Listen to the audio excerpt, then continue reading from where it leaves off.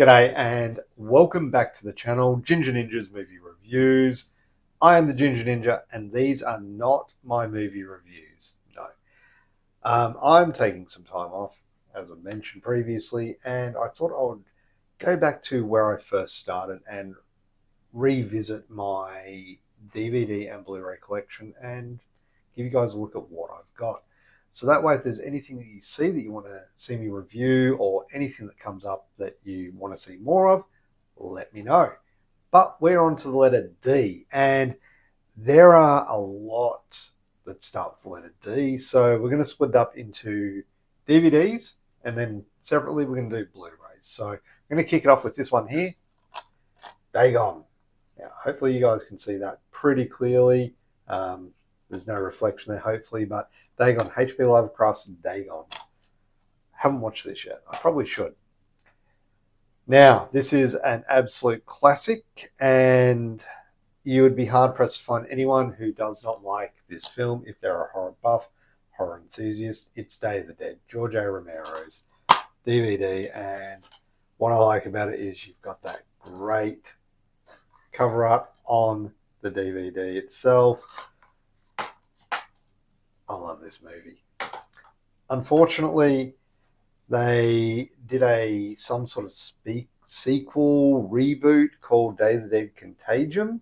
Now, I bought this because I couldn't find it to rent and it was nowhere to be found. And this is back when DVDs were first ran. Streaming wasn't a thing. You had to go and rent a movie from Blockbuster or Video Easy, wherever you were in Australia or America, you had to go and rent this stuff. So I couldn't find this anywhere, so I had to buy it. And oh my God, the best thing about this movie is this cool red cover. That's it. Otherwise, it's a terrible movie. But then, of course, you've got the original Dawn of the Dead. I love this film to pieces. Like, honestly, absolute classic. And I am in awe of the DVD. It's fantastic. I do have a couple of other versions I will be showing off later. Next up, we have another zombie film. A lot of these are zombie films, which Dead makes sense. Deadair. Bill Moseley, Patricia Tallman, both horror icons and both in the remake of Night of the Living Dead, back together with a really interesting film set in a radio station. Bill Moseley is like a radio disc jockey, shock jock kind of person, and a zombie outbreak occurs. Now, because this is set after September 11th, there is a lot of paranoia involved in it, and that's what I really do enjoy about this one. I reckon if you haven't seen this one, you do check it out. It's not super great, but it's got a little something about it that really draws you in, and it's, if I'm being honest, it's the characters. Like, Bill Moseley's fucking great in this. Next up, we have one from the Soska sisters, Dead Hooker in a Trunk. With a title like that, how can you not love this film? Dead Hooker in a Trunk. Picked this up off eBay. It was going pretty cheap. Wasn't that expensive to get this one. So yeah, but because it is the Soska sisters and it's their first, I believe, their first feature-length film, I had to grab it because, yeah, they're great. Now, next one isn't actually a movie. It's a TV series. It is set at the time of Big Brother, in the Big Brother house in the UK. It is the fantastic TV series Deadset.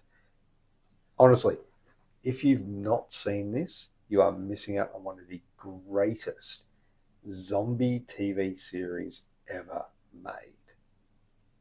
I can't say anything more about it, that it's that damn good. Yeah. Just one disc and that's all you need, because it's 6 episodes, start to finish, bang. You're in for a treat. Check this one out. If you have not seen it, I do recommend it.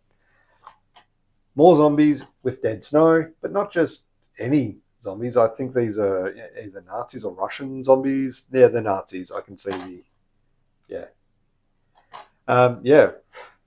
Insane film.